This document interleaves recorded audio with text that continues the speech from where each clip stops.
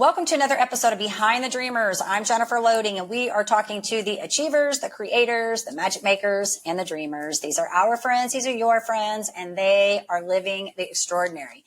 Well, I am so excited about my guest today. She is a lot of fun. I've enjoyed getting to know her and what she's doing to make a difference in the world. But she says years ago, while dealing with teen substance abuse, she lost her voice, her drive, and shame and judgment ruled her life. She was consumed with trying to fix, manage, and control others. When she started to share her story on small stages, online, and on podcasts, she realized she wasn't alone in her pain. This is when she found her soul's purpose, and her mission became to share her vulnerable story more openly.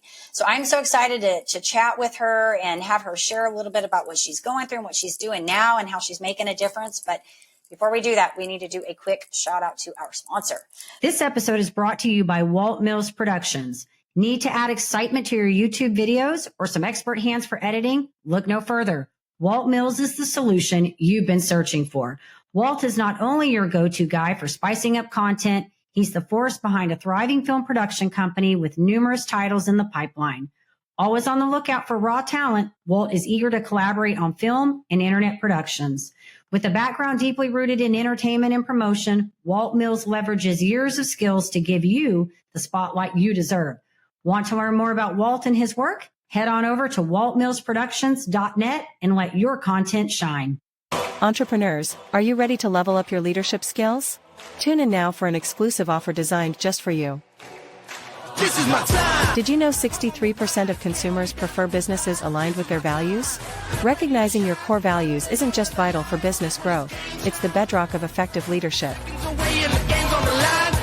Whether you're a seasoned entrepreneur or an aspiring creator, identifying your core values is a key step in constructing the framework of a successful leader, enabling you to lead authentically, expand your business, and live life on your terms. I never settled on play, putting the kettle to flame.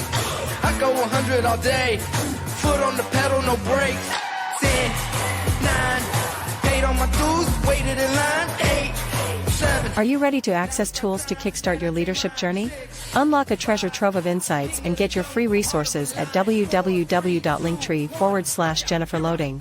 Take that crucial first step toward realizing your leadership aspirations and elevate your leadership game today. Ready to shine, brighter than all of the... And so with that, we want to get our guest on the show. Super excited.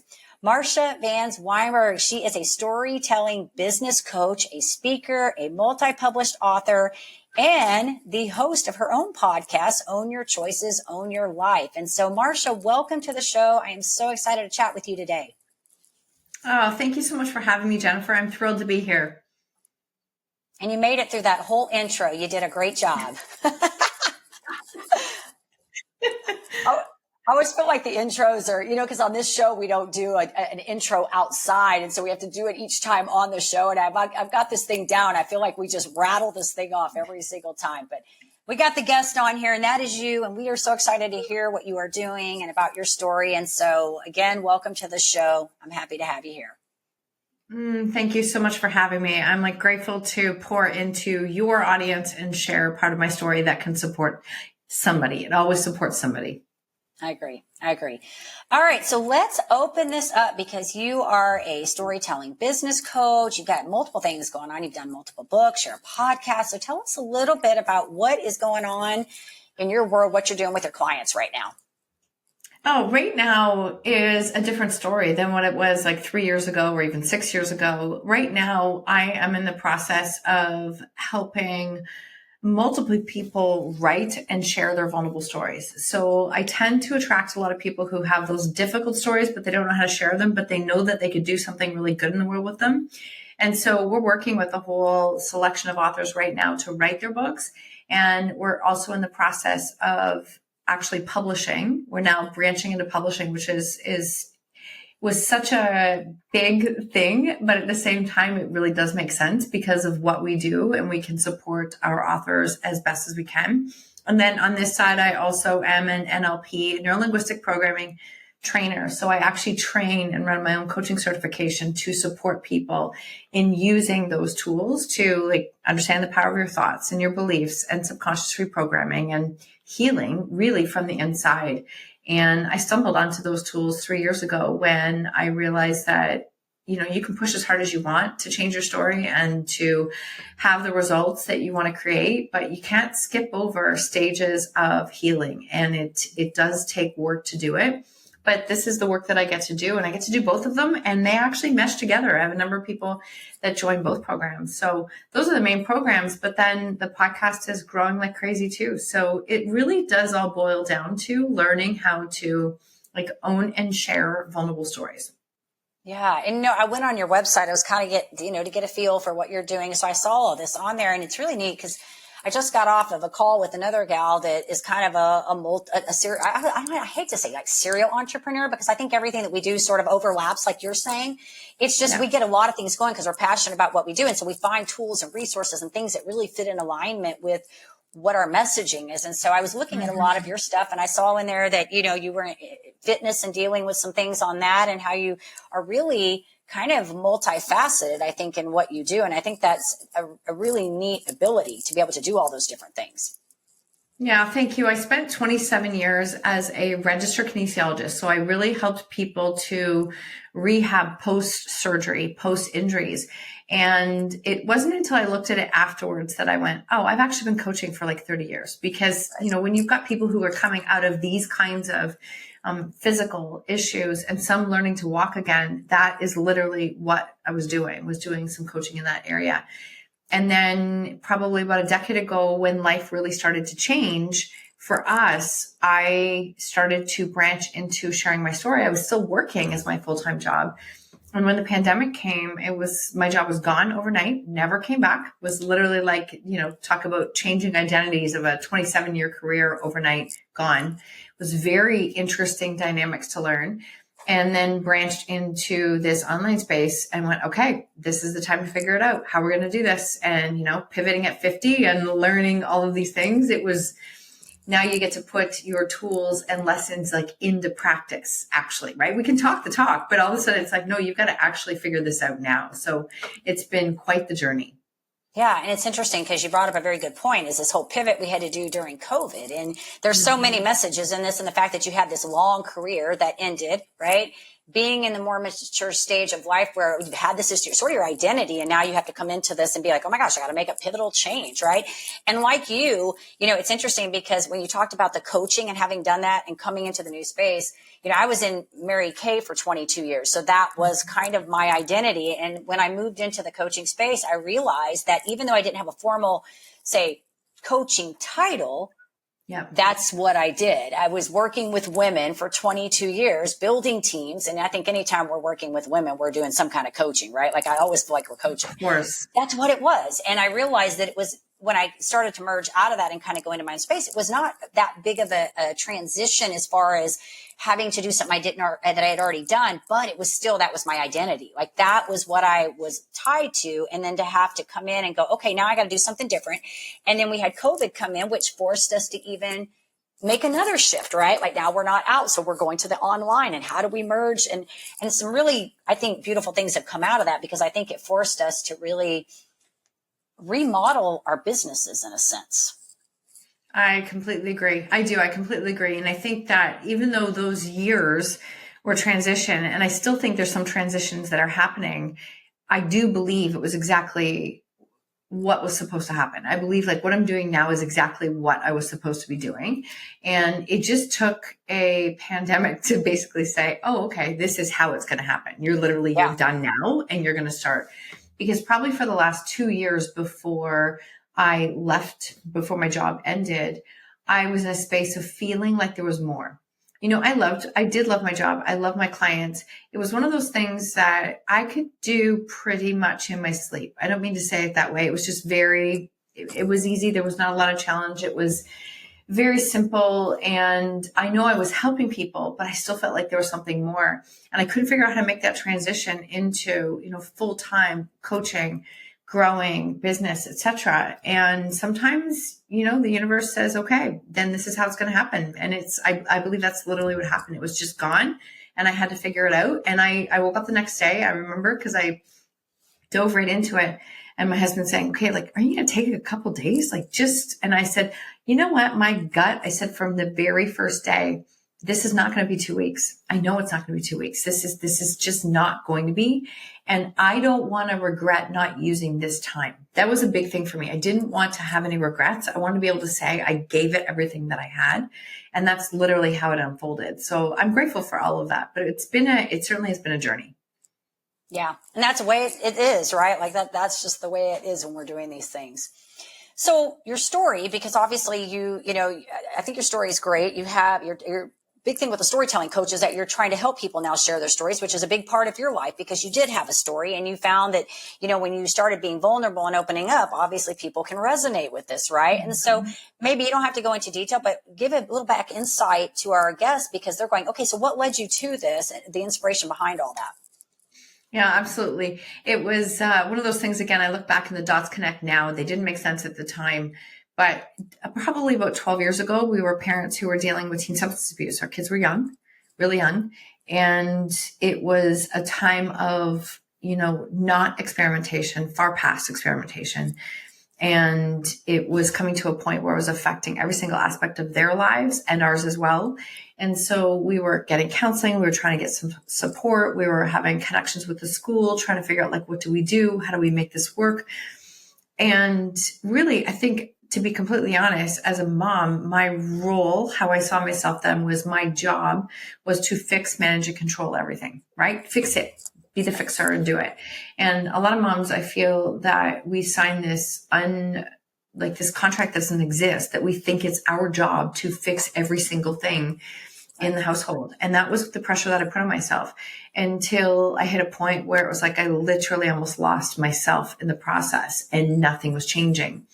And it was through a counselor, a lot of work through counseling and support where they were saying, you need to be a springboard for your kids. If your kids come back to you, you've got to be a springboard.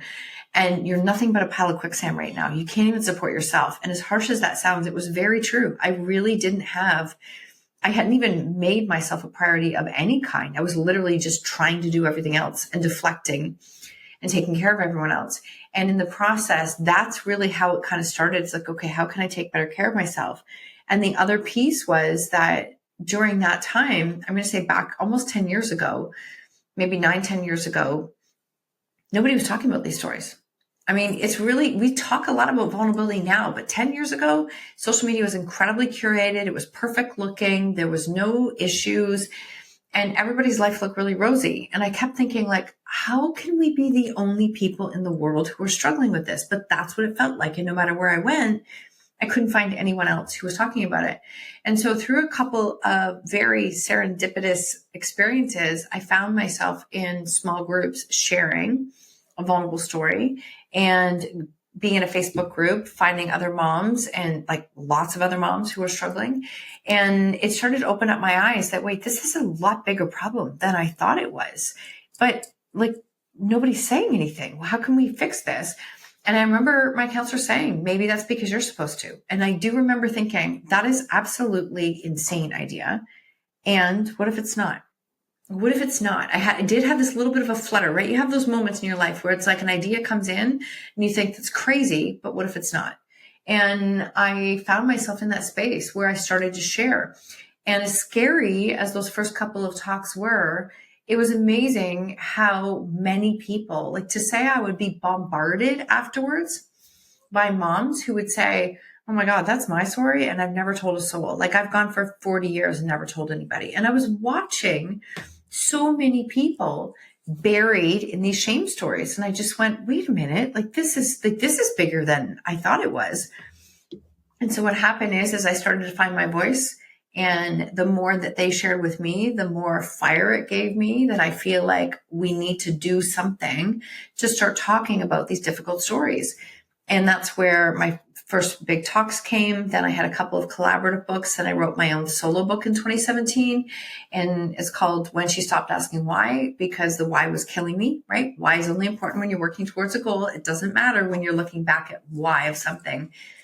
And during that time, I went, we're still not seeing, even in 2017, we're still not seeing a lot of stories. Difficult stories come out. And I went, maybe I'll start a podcast too. And it was just this, my family thought I was crazy. People thought I was crazy. But I felt this call that I feel like this is something that I'm supposed to do. I need to normalize these conversations. And that's literally where it started. I mean, the podcast, we're well into 650 episodes now. And in the top 1.5% podcasts globally, it's grown like crazy. It's been an unbelievable experience. And it has led the way for a lot of the things that are unfolding in my life now and the people that I get to meet along the way. So my big message here is our stories. We think we're the only people in the world who are struggling. We're not. We're so much more connected, so much more alike than we think we are. And it's not the details of the story. It's what we experience, the lessons, the emotions. That's what connects us. We're literally all walking very similar paths. That's so good. That's so good. So I had a mentor that used to always say, that which is most personal is most general, because when we're in something, we always think that we're the only one going through something, right? And like you said so many great things there when you started sharing your story and you start finding that, yes, there are more people that can resonate with those stories. But I think, and you can probably speak to your own on this, when we're going through things, because we've gone through things in our house. I think we all do, right? We have kids. We're all going through things. And I feel like there is a lot of, we don't want to be vulnerable. We don't always want to share those things, right? It's not something that we go, I just want to put those out there. But I think there's power in some of that, because to your point, what you're doing, there are people that need to hear this. They need to know there are others out there. They're not alone. They're not the only ones having to deal with this stuff. And I think it also helps people heal and grow and move past it. It does. The level of healing I could have never, ever predicted. I really couldn't have. And it really becomes this space that the people that I have in my life today weren't here 6 years ago, 7 years ago. They weren't here at all. They're brand new people. They're incredible people. And through the process of sharing and being vulnerable, you get to build those connections. And, we think it's like the perfect things in our life that actually allow us to connect with people. And these shame stories, and a shame story is like, we all have them. We all do. But when you feed that shame story, you're literally taking your own personal power and you're giving it to the story. When you start to own your voice and learn how to become outspoken, move through those blocks, find the confidence to share it, you really do start to see that you're not even close to the only person who is struggling with what you're walking through. And I think that it's those pieces that allow us to build the connections with people now. And we can help so many other people. I really think it comes down to, we are so equipped to help the person that we once were. When I think back to me 10, 12 years ago, searching online in the middle of the night, looking for anybody who is struggling, what do I do? There was nothing available. So when I feel like, okay, I can't, can I keep doing this? But I've never had that feeling. I've always felt very called to keep going. I often think there's that younger version of me. There's a lot of people out there who were that younger version of me, who were praying to know that they were not the only people who were struggling. That's good. And that's a big message. And I just had somebody on, I think it was last week or the week before, that said that we were talking about, and he's like, who do I serve? And I go back to, I'm looking for the person who I was, where I was at the time. And so you're right. We can speak through our own pain and that's why I always think when I talk to people about businesses, when I feel people have something that they're really, really passionate about, it's because they've been through it and they know. And so now they're speaking it, and it comes from a different place. And it's just, I'm not saying that, don't start a business because you want to do something, but I think there is power when you've actually had to physically go through something and you're trying to fix the thing, to figure out the way to heal the problem that was a problem for you, whatever that is, right? You're so right. And I think that's the piece is that, I could have read thousands of books on what we walk through. There's no book that would have prepared me for what we walked through. Books helped. It's what you learn firsthand. What I learned firsthand, there's no book that would have taught me that.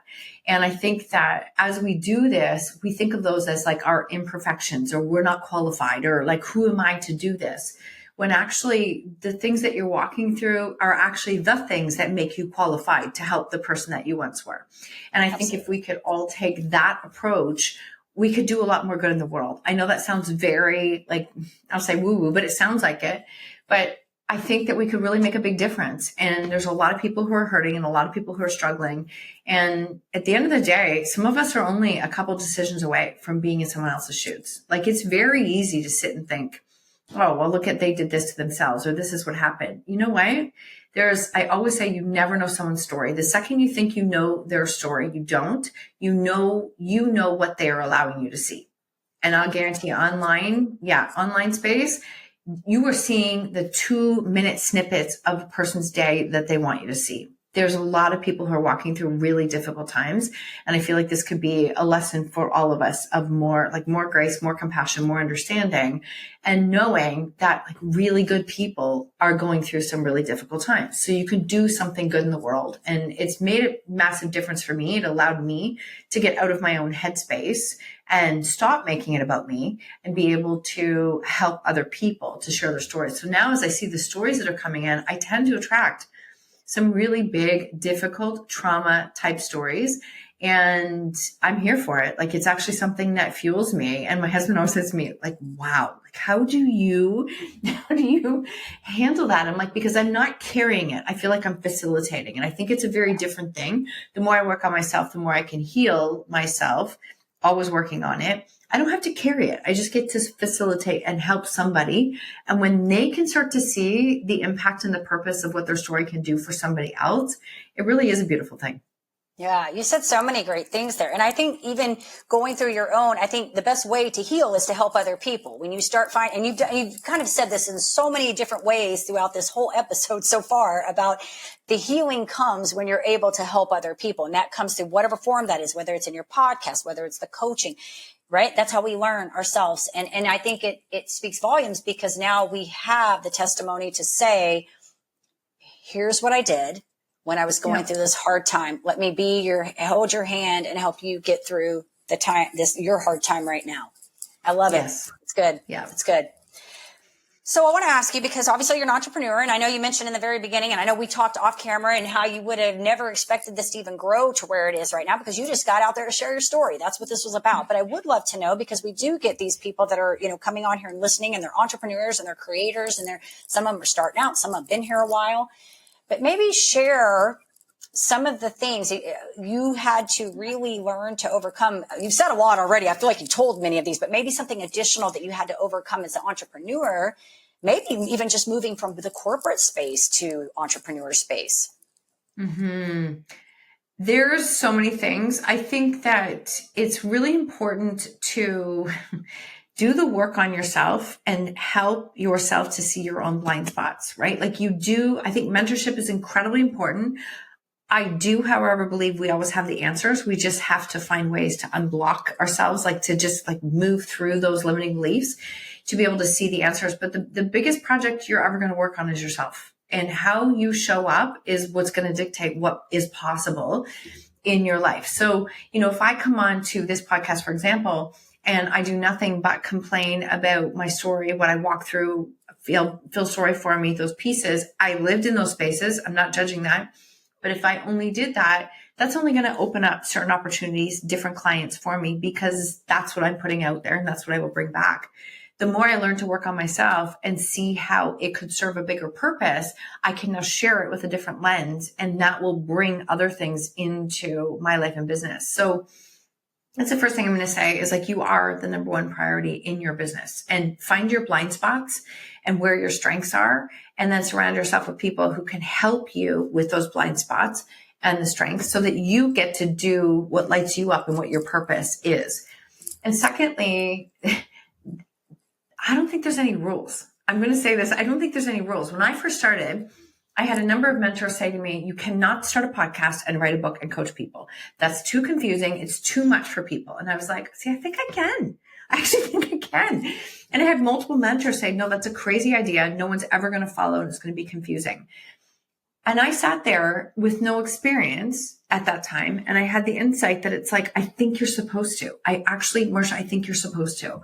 And so the podcast has helped me to grow my voice and get practice, right? Having conversations with people, sharing stories.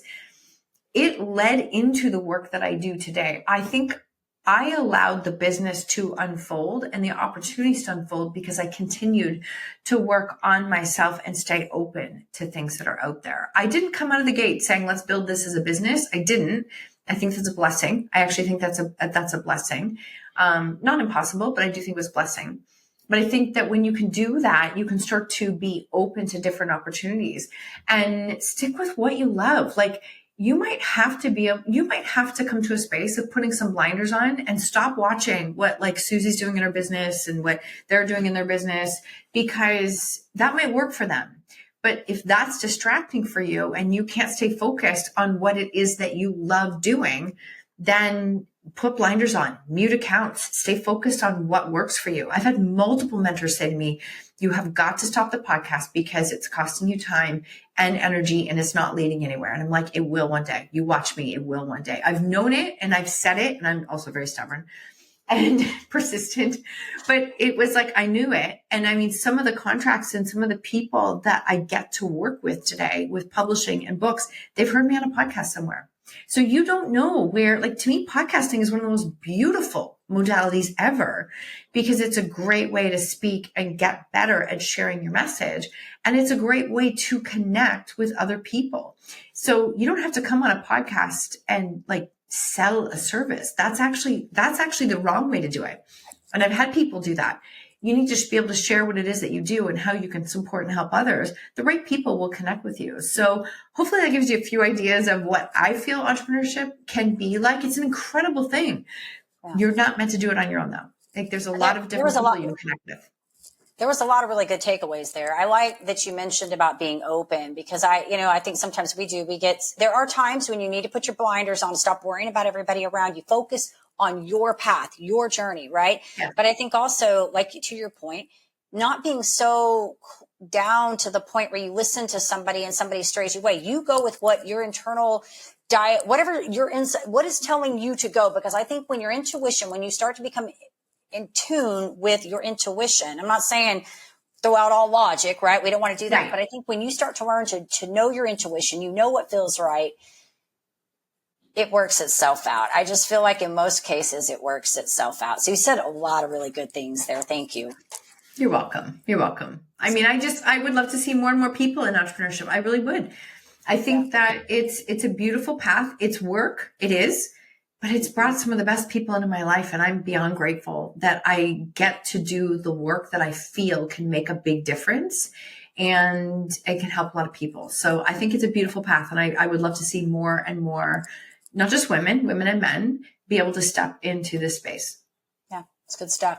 So I want to ask you one final question, then I'm going to do some fun ones with you. But I'd love to ask you this question. I haven't done it in a while. I would love to know, in your own words, how you define success. What does that look like in your world? In my personal world, how I will define success. And I actually think this is a fantastic question, Jennifer. I think everybody should ask themselves this question, because you need to know what your own level, your own definition is.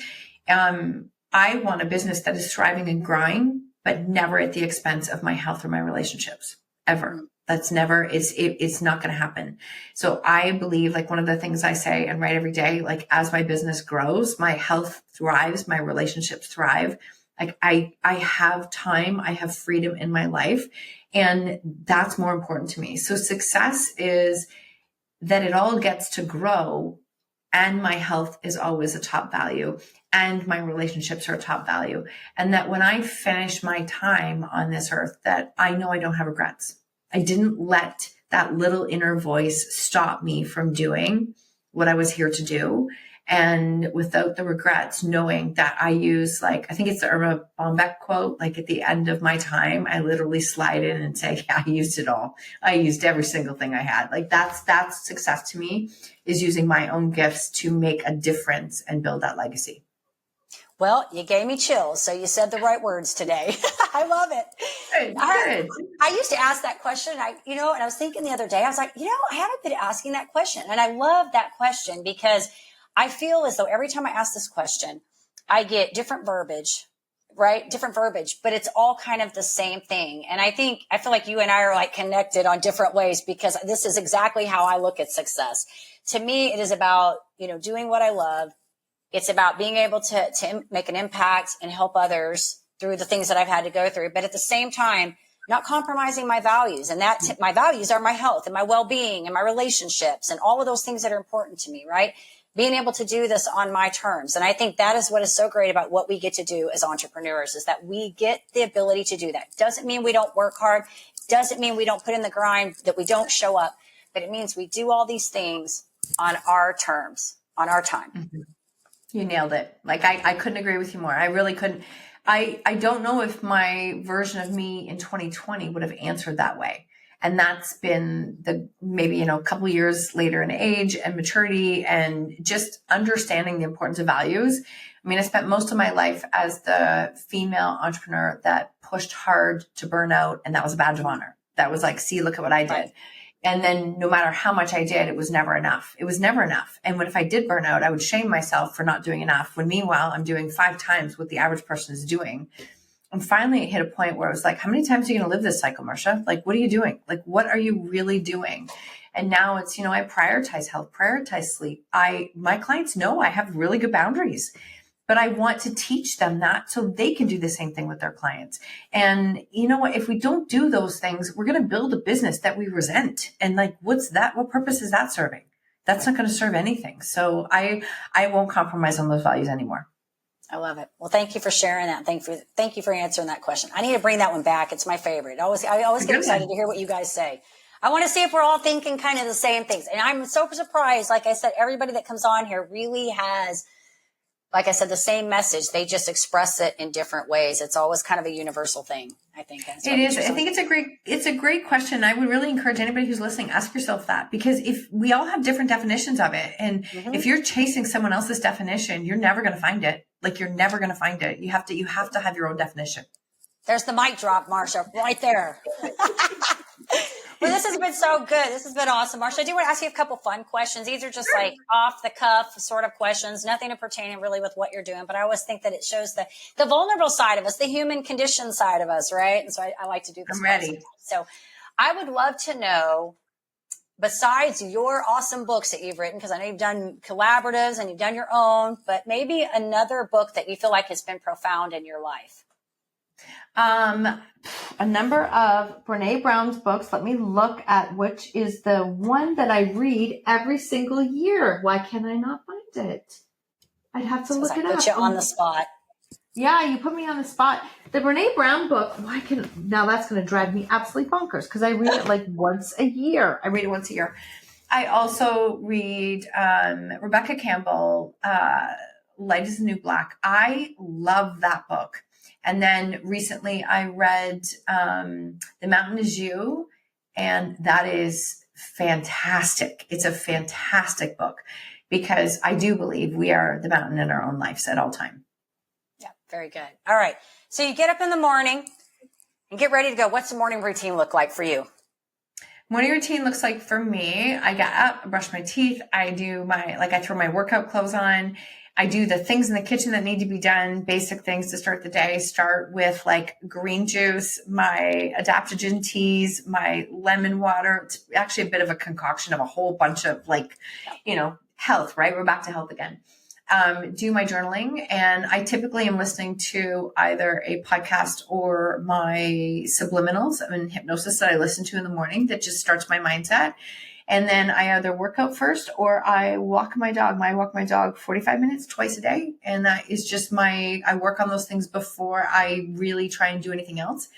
I also, in full transparency, sometimes my creative time in business is first thing in the morning. So I'll get up and work an hour, and I could get a ton done in that time. And then I shut it down, and then I go do those things. But those parts for my own health values are right up there. And I do the same thing at the end of the night. I try really hard to have computer off at a certain time, walk my dog again, get out and unwind. It's like those hygienes for morning and night, they've made a big difference for me. I love it.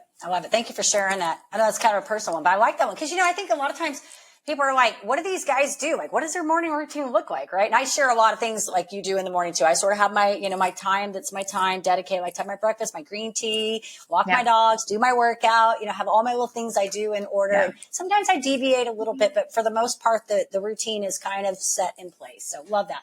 All right.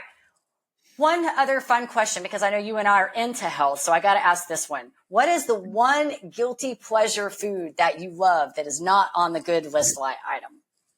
Well, on a typical good list, I'm going to say dark chocolate. If you ever told me I can't have dark chocolate, then I'd be like, no. That's, I mean, definitely dark chocolate. And I'm a little bit of a salty person when it comes to chips. I do quite like a crunch and salt, not sweet so much. Yeah. Chips and salsa. That's my downfall. Same here. I can eat chips and salsa, I think, for breakfast, lunch, and dinner. Like, I don't even need meat. I don't need anything. Just bring me it's got to be good, though. They got to be good salsa, good chips. And I'm good. Absolutely. So. I'm okay if the bag's not open. Once that bag's open, yeah, it can be a little bit of a, yeah, it's over. It's over. All right. Marsha, this has been so much fun. If our audience wants to get in touch with you, maybe they want to pick up a copy of your book, check out your podcast, or maybe somebody's, in their own chaos or whatever they're going into right now, and they want to reach out to you and say, hey, help, where do we want to send them? The easiest way to send them is you can even just start typing Google. It's Marsha Vanwynsberghe. Everything I have now is Marsha Vanwynsberghe. It's website, it's social media, it's like Instagram, all the things. You'll find everything there. And my podcast is Own Your Choices, Own Your Life. Perfect. All right. Well, this has been so awesome. Thank you for sharing your story. Thank you for inspiring our audience. And I wish you continued success in all that you're doing and how you're helping, continue to help people change their lives and making a difference in the world. So thank you for all of that. Thank you, Jennifer. I want to say I love the conversation. I love being here. So thank you so much. Awesome. Of course, we do want to say to our audience, if you enjoy the show, head on over to Apple, give us a review over there. You can follow us on YouTube. If you want video format, hit that subscribe button. And I want to leave you guys with the final thought that I always say. In order to live the extraordinary, you must start. Every start begins with a decision. You guys take care, be safe, be kind to one another, and we will see you next time.